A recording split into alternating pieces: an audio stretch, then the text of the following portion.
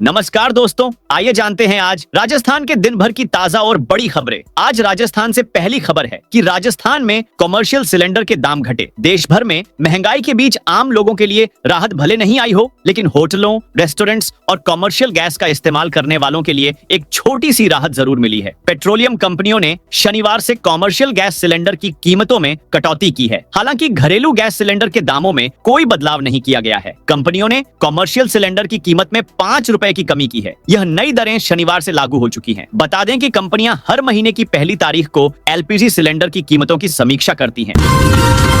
Free के गेहूं लेने वालों से वसूली करेगी सरकार। झुंझुनू जिले में खाद्य सुरक्षा योजना में अपात्र होने के बावजूद सस्ती दर पर सरकारी गेहूं का फायदा लेने वालों पर अब गाज गिरने वाली है। जिला रसद विभाग की ओर से इन अपात्रों से अब 30.57 रुपए प्रति किलोग्राम की दर से हिसाब से वसूली होगी। विभाग की ओर से वसूली की सुगबुगाहट के साथ ही सस्ती दर पर गेहूं लेने वालों में अब हड़कंप मच गया है। लंबे समय बाद अब जिले में गिव अभियान का असर दिखने लगा है, क्योंकि रसद विभाग ने उन लोगों पर कार्रवाई तेज कर दी है जो अपात्र होने के बावजूद सस्ती दर पर गेहूं का राशन ले रहे थे।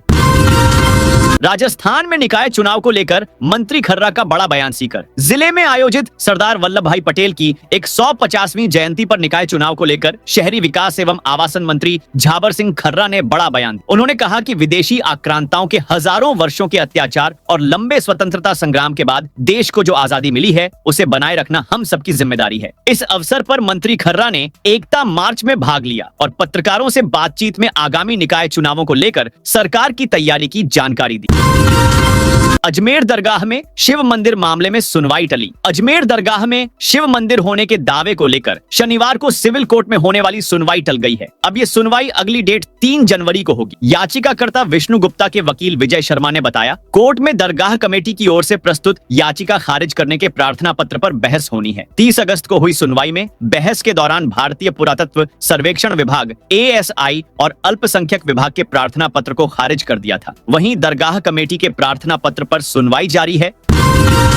अंता में होम वोटिंग आज से होगी शुरू। अंता विधानसभा उपचुनाव के लिए होम वोटिंग 2 नवंबर से शुरू होगी। इसके मद्देनजर शनिवार को मतदान दलों को अंतिम प्रशिक्षण देकर रवाना किया गया। यह प्रक्रिया 12 जिले में संपन्न हुई। जिला परिषद सभागार में आयोजित प्रशिक्षण में सेक्टर मजिस्ट्रेट, पीठासीन अधिकारी और मतदान अधिकारी प्रथम को होम वोटिंग की प्रक्रिया समझाई गई। उन्हें स्वतंत्र और पारदर्शी चुनाव सुनिश्चित करने के लिए निर्वाचन आयोग के दिशा निर्देशों का पालन करने को कहा गया। होम वोटिंग के तहत 85 वर्ष से अधिक आयु के और दिव्यांग मतदाता डाक मतपत्र के माध्यम से मतदान करेंगे। इसके लिए कुल 10 मतदान दलों का गठन किया गया है।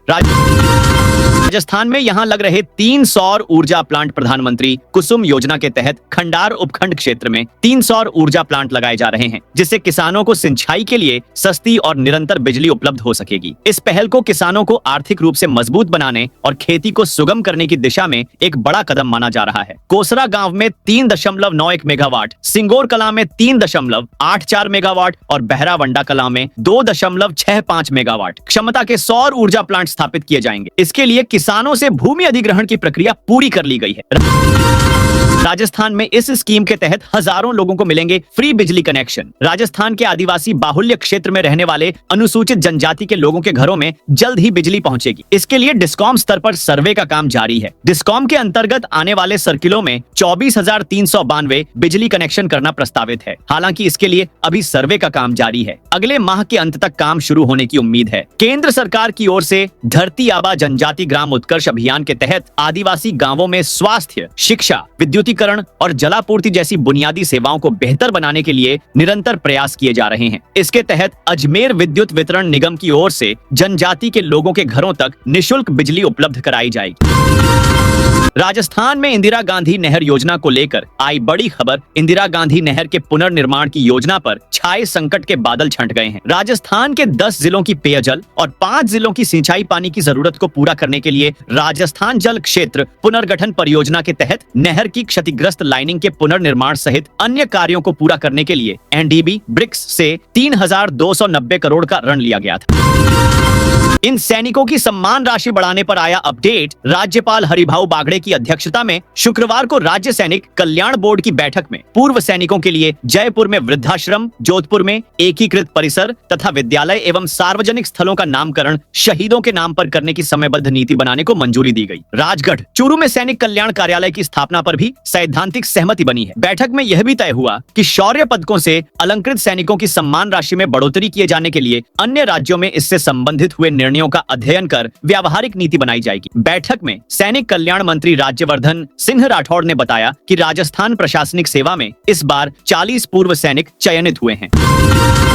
उदयपुर में आरबीआई गवर्नर मल्होत्रा बोले, डिजिटल अरेस्ट से सावधान रहे। उदयपुर में reserve bank of India RBI के गवर्नर संजय मल्होत्रा ने कहा, देश में डिजिटल क्रांति से शहरों से लेकर गांवों तक हर व्यक्ति जुड़ा है, लेकिन हमें इसमें सावधानी बहुत रखनी है और खासकर बुजुर्गों को कि वे डिजिटल अरेस्ट और फ्रॉड में नहीं फंस जाएं। संजय मल्होत्रा ने कहा, जब हमने नौकरी ज्वाइन की थी तब हम कार्यक्रमों में जाते थे तो महिलाओं की संख्या बहुत कम रहती थी। मैंने कल ही कई नए अधिकारियों से बातचीत की, तब उनको पूछा कि हमारे बैच में तो 6 से 7% महिलाएं होती थी, आपके बैच में कितनी महिलाएं थी? तो उन्होंने बताया कि लगभग 33 से 50% महिलाएं। राजस्थान में इस महीने भी बारिश का अलर्ट कोटा, नागौर, अलवर, सीकर, बूंदी सहित कई जिलों में शनिवार सुबह घना कोहरा रहा। इससे विजिबिलिटी 15 मीटर तक रह गई थी। बूंदी में सुबह 9 बजे तक सूरज के दर्शन नहीं हुए थे। जयपुर, जोधपुर, उदयपुर में अच्छी धूप खिली है। जयपुर, अजमेर, जोधपुर, बीकानेर और भरतपुर संभाग के क्षेत्रों में अगले 2 से 3 दिनों तक मौसम ड्राई रहने का अनुमान है। दिन में धूप खिलेगी और तापमान में बढ़ोतरी दर्ज की जाएगी। उदयपुर और कोटा संभाग के जिलों में अगले 2 दिनों तक आंशिक रूप से बादल छाए रह सकते हैं। इस महीने राजस्थान में सामान्य से अधिक बारिश होने और रात में सर्दी सामान्य रहने की संभावना है। उदयपुर, कोटा, भरतपुर, जयपुर और अजमेर संभाग के जिलों में दिन का तापमान औसत से नीचे रहने की भी संभावना है। भीलवाड़ा के बालाजी मंदिर से चांदी का छत्र चोरी। भीलवाड़ा शहर में शुक्रवार की रात चोरों ने कट्टर से एक हनुमान बालाजी मंदिर का ताला काटा और यहां से करीब 600 ग्राम वजनी चांदी का छत्र चोरी कर ले गए। आज सुबह जब मंदिर के पुजारी मंदिर पहुंचे तो वारदात का पता लगा। इसकी सूचना पुलिस को दी गई। वहीं मंदिर में चोरी का पता लगते ही बड़ी संख्या में भक्तों की भीड़ भी जमा हो गई। मामला शहर के प्रतापनगर थाना क्षेत्र का है। यहाँ कमला विहार के सामने बालाजी मंदिर को बीती रात चोरों ने अपना निशाना बनाया। चोरों ने मंदिर का ताला लोहे के कट्टर से काटा और अंदर प्रवेश कर हनुमान जी की प्रतिमा पर लगा करीब 600 ग्राम वजनी चांदी का छात्र चुरा लिया। शिक्षकों और स्वास्थ्य कर्मियों ने बताए, तंबाकू सेवन के नुकसान। सिरोही में 1 लाख विद्यार्थियों ने ली तंबाकू न सेवन की शपथ। तंबाकू मुक्त युवा अभियान 3.0 के तहत जिले भर में हुआ सामूहिक आयोजन। सिरोही जिले में शनिवार को तंबाकू मुक्त युवा अभियान 3.0 के तहत एक साथ आयोजित शपथ समारोह में 1 लाख से अधिक विद्यार्थियों ने तंबाकू न सेवन करने की शपथ ली। यह आयोजन जिले के सभी राजकीय विद्यालयों में एक ही समय पर हुआ। राजस्थान में साइबर क्रिमिनल्स भेज रहे शादी का कार्ड। साइबर क्रिमिनल्स की ओर से शादियों के सीजन में फ्रॉड का नया तरीका निकाला गया है। साइबर क्रिमिनल्स की ओर से शादी का ई इन्विटेशन सोशल मीडिया पर भेजा रहा है। फेक इन्विटेशन लिंक को क्लिक करते ही मोबाइल हैक के साथ प्राइवेट बैंकिंग डाटा चुरा रहे हैं। राजस्थान पुलिस की साइबर क्राइम ब्रांच ने आमजन को फ्रॉड से बचाने के लिए एडवाइजरी जारी की है। डीआईजी साइबर क्राइम विकास शर्मा ने बताया, शादी विवाह के सीजन में साइबर ठगों ने फ्रॉड के लिए नया पैंतरा अपनाया है। साइबर फ्रॉड के लिए सोशल मीडिया, व्हाट्सएप और ईमेल के जरिए ई निमंत्रण इन्विटेशन ऑफ गिफ्ट लिंक भेजे जा रहे हैं। ई इन्विटेशन के नाम पर एक फेक .apk फाइल भेजते हैं। इसका नाम अक्सर आमंत्रण .apk होता है, जिसे सोशल मीडिया पर शेयर किया जा रहा है। यूजर जैसे ही शादी के आमंत्रण या लोकेशन लिंक समझकर इस पर क्लिक करते हैं। यह एप्लीकेशन मोबाइल में इंस्टॉल हो जाता है। यह कोई नॉर्मल ऐप नहीं बल्कि एक बैकडोर मैलवेयर है जो डिवाइस को हैक कर लेता है। जैसलमेर में प्राइवेट बसों की हड़ताल। प्रदेश भर में ऑल इंडिया परमिट वाली स्लीपर बसों का संचालन ठप है। जैसलमेर के यात्रियों को भी भारी परेशानी का सामना करना पड़ रहा है। शनिवार को अहमदाबाद, जयपुर, जोधपुर सहित कई रूटों पर बसें नहीं चलने से यात्रियों को परेशानी का सामना करना पड़ा। शुक्रवार तक कुछ बसें जोधपुर से जैसलमेर रूट पर चली, लेकिन एसोसिएशन और सरकार के बीच बातचीत बेनतीजा रहने के बाद शनिवार से सभी निजी बसें पूरी तरह बंद हो गईं।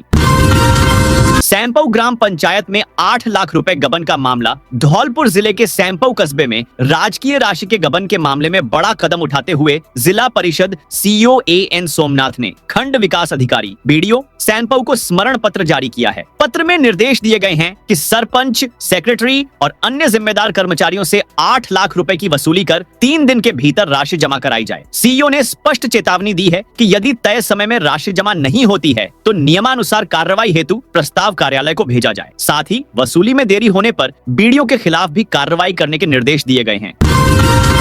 धौलपुर में सिविल डिफेंस स्वयंसेवकों की भर्ती प्रक्रिया जारी। धौलपुर में सिविल डिफेंस स्वयंसेवकों की भर्ती प्रक्रिया 1 और 2 नवंबर 2025 को आयोजित की जा रही है। इस प्रक्रिया के तहत 1 नवंबर को दौड़ प्रतियोगिता संपन्न हुई, जबकि तैराकी प्रतियोगिता 2 नवंबर को पचगांव में होगी। यह चयन प्रक्रिया नागरिक सुरक्षा नियंत्रक एवं जिला कलेक्टर श्रीनिधि बीटी के निर्देशन में शुरू हुई। दौड़ प्रतियोगिता पुलिस लाइन ग्राउंड में आयोजित की गई। इसमें कुल 619 पंजीकृत अभ्यर्थियों में से 542 उपस्थित रहे। अभ्यर्थियों का पंजीकरण सुबह 7 बजे से 10 बजे तक किया गया, जिसके बाद 800 मीटर की दौड़ शुरू हुई। नवसृजित उचित मूल्य दुकानों के चयन आदेश जारी। डीडवाना कुचामन जिले में नवसृजित उचित मूल्य दुकानों के लिए चयन प्रक्रिया पूरी होने के बाद सफल आवेदकों को चयन आदेश जारी कर दिए गए हैं। जिला कलेक्टर महेंद्र खडगावत ने परबतसर, नावा, कुचामन सिटी और लाडनू तहसीलों के चयनित व्यक्तियों को साक्षात्कार के बाद आदेश सौंपे। कलेक्टर खडगावत ने नव चयनित दुकानदारों को संबोधित करते हुए कहा कि वे अपने दायित्वों का निर्वहन पूर्ण निष्ठा, पारदर्शिता और ईमानदारी से करें। उन्होंने स्पष्ट किया कि सार्वजनिक वितरण प्रणाली पीडीएस में आमजन के हितों की सुरक्षा सर्वोच्च प्राथमिकता है, इसलिए निर्धारित मापदंडों, नियमों और दिशा निर्देशों का पालन सुनिश्चित किया जाए। पोखरण के पट्टा रद्दीकरण मामले में कलेक्टर का आदेश रद्द। राजस्थान हाईकोर्ट जोधपुर बेंच ने पोखरण नगर पालिका बोर्ड द्वारा जारी पट्टे के रद्दीकरण मामले में एक अहम फैसला सुनाया है। जस्टिस सुनील बेनीवाल ने शुक्रवार को एक समान 19 याचिकाओं में सुनाए अपने रिपोर्टेबल फैसलों में जिला कलेक्टर जैसलमेर द्वारा जारी आदेश को रद्द कर दिया। कोर्ट ने स्पष्ट किया कि रजिस्टर्ड पट्टा भी यदि धोखाधड़ी, मिलीभगत या नियमों के उल्लंघन में जारी किया गया है तो उसे कैंसिल किया जा सकता है।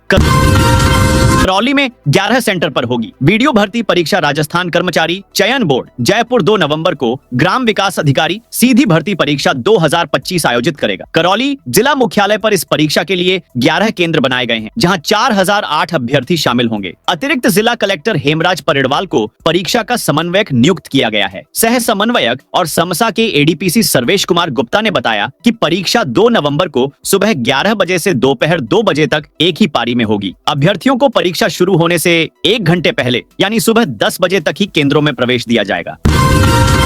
डूंगरपुर में 86,000 लोगों ने छोड़ी खाद्य सुरक्षा योजना। राज्य सरकार द्वारा खाद्य सुरक्षा योजना में स्वैच्छिक रूप से नाम हटाने के लिए चलाई जा रही गिव अप अभियान की समयावधि एक बार फिर बढ़ा दी गई है। अब यह अभियान 31 दिसंबर तक चलेगा। डूंगरपुर जिले में 30 अक्टूबर तक इस अभियान में 86,337 लाभार्थियों ने स्वयं अपनी सहमति से नाम कटवाने की प्रक्रिया पूरी कर ली है, जबकि अभियान के दौरान 1,66,000 से अधिक नए गरीब वर्ग के लोगों के नाम योजना में जोड़े गए हैं। राज्य सरकार ने 1 नवंबर 2024 से गिव अप अभियान शुरू किया था, जिसका उद्देश्य आर्थिक रूप से सुदृढ़ परिवारों से स्वेच्छा से योजना का लाभ छुड़वाकर सीमित संसाधनों को असल हकदारों तक पहुंचाना है। समय समय पर इस अभियान की अवधि बढ़ाई गई है और अब यह 31 दिसंबर तक जारी रहेगा।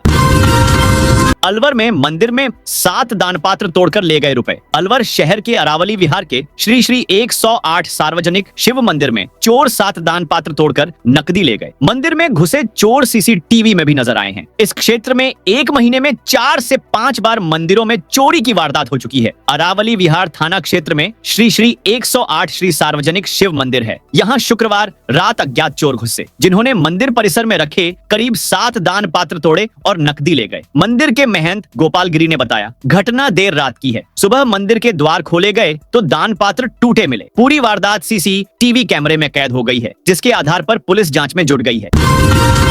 कोटपूतली में टैक्स एडवाइजरी संघ की मीटिंग। कोटपूतली कर सलाहकार संघ टैक्स कंसल्टेंट्स की बैठक शनिवार को एक निजी होटल में आयोजित हुई। बैठक की अध्यक्षता संघ के अध्यक्ष एडवोकेट अशोक कुमार बंसल ने की। इस अवसर पर दीपावली स्नेह मिलन समारोह भी मनाया गया। संघ के प्रवक्ता अविनाश तिवारी ने बताया, बैठक में जिला स्तर पर एसजीएसटी कार्यालय खुलवाने की मांग को लेकर जिला कलेक्टर को ज्ञापन सौंपने का प्रस्ताव रखा गया। इस प्रस्ताव को सर्वसम्मति से पारित कर दिया गया। बैठक में संघ की जिला कार्यकारिणी के गठन का प्रस्ताव भी रखा गया। सदस्य राहुल गुप्ता ने बहरोड के कर सलाहकारों को संघ में शामिल करने का सुझाव दिया, जिस पर सभी सदस्यों ने अपनी सहमति व्यक्त की। कोटा निगम में शनिवार रविवार को भी खुले रहेंगे। ऑफिस कोटा उत्तर नगर निगम के प्रशासनिक भवन में सोमवार से फॉलो अप शहरी सेवा शिविर शुरू हो रहा है। आयुक्त अशोक कुमार त्यागी ने बताया कि पिछले शिविर में आए आवेदनों का तुरंत निस्तारण होगा। जिनके मांग पत्र जारी हो चुके हैं वे छूट के साथ राशि जमा कर सकेंगे। बिना मांग पत्र वालों को मौके पर मांग पत्र जारी कर काम पूरा किया जाएगा। दूसरे वार्डों के लोग भी शामिल हो सकते हैं। कोटा दक्षिण में 3 से 7 नवंबर तक फॉलो अप शिविर चलेगा। मौसमी बीमारियों की रोकथाम के लिए प्रशासन alert. Didwana Kuchaman collector doctor Mahendra Khadgawat ने शुक्रवार शाम कुचामन नगर परिषद सभागार में जिला स्वास्थ्य समिति की बैठक ली। बैठक में उन्होंने जिले में मौसमी बीमारियों की स्थिति और चिकित्सा विभाग की प्रमुख योजनाओं की प्रगति की समीक्षा की। इस दौरान कलेक्टर ने अधिकारियों को निर्देश दिए कि स्वास्थ्य सेवाओं में सुधार लाया जाए और आमजन को सरकारी योजनाओं का अधिकतम लाभ सुनिश्चित किया जाए। खडगावत ने मौसमी बीमारियों की रोकथाम के लिए व्यापक जन जागरूकता अभियान चलाने पर बल दिया। उन्होंने सभी सामुदायिक स्वास्थ्य केंद्रों CHC, प्राथमिक स्वास्थ्य केंद्रों PHC और राजकीय अस्पतालों में स्वच्छता, दवाओं की उपलब्धता और आवश्यक व्यवस्थाओं की नियमित जांच करने के निर्देश दिए। साथ ही चिकित्सा अधिकारियों को स्वयं क्षेत्रीय भ्रमण कर अस्पतालों का निरीक्षण करने और कमियों को तुरंत दूर करने के लिए कहा। बीसलपुर बांध के पहली बार नवंबर में भी खुला गेट टोंक में शनिवार सुबह बीसलपुर बांध का एक गेट बंद कर दिया गया, लेकिन एक गेट से अभी भी पानी की निकासी जारी है। इस तरह बांध ने अपने 22 साल के इतिहास में पहली बार नवंबर माह में गेट खुले रहने का रिकॉर्ड बना लिया है। आमतौर पर इस महीने में बांध से नहरों के जरिए पानी की आपूर्ति शुरू कर दी जाती है, लेकिन इस साल भारी बारिश के चलते स्थिति अलग रही। अब तक 8 सीजन में 9 बार बांध के गेट खोले जा चुके हैं, लेकिन नवंबर महीने में इस बार पहले बार इसका गेट खुला हुआ है। इससे पहले 2019 में अधिकतम 21 अक्टूबर तक इसका गेट खुला था। गुर्जर समाज फिर आंदोलन की राह पर। गुर्जर आरक्षण संघर्ष समिति के संयोजक कर्नल किरोड़ी सिंह बैंसला के बेटे विजय बैंसला ने भजन लाल सरकार पर गंभीर आरोप लगाते हुए कहा है कि 8 जून 2025 को पीलूपुरा में हुई महापंचायत में हुए समझौते के 142 दिन बीत जाने के बावजूद एक भी बिंदु पर अमल नहीं किया गया। विजय बैंसला ने बताया कि नाराजगी के चलते गुर्जर समाज एक बार फिर आंदोलन की रणनीति तैयार करने में जुट गया है। इसी कड़ी में 5 नवंबर को दौसा जिले के सिकराय क्षेत्र स्थित पांचौली गांव में गुर्जर आरक्षण संघर्ष समिति की प्रदेश स्तरीय बैठक का आयोजन किया जाएगा। विजय बैंसला की अध्यक्षता में होने वाली इस बैठक में MBC वर्ग के लंबित मुद्दों पर विस्तृत चर्चा होगी और आगे की कार्रवाई का ऐलान किया जाएगा। तो दोस्तों, यह थी आज राजस्थान की बड़ी खबरें। आप इस वीडियो को कौन से जिले से देख रहे हैं, उस जिले का नाम बताइए।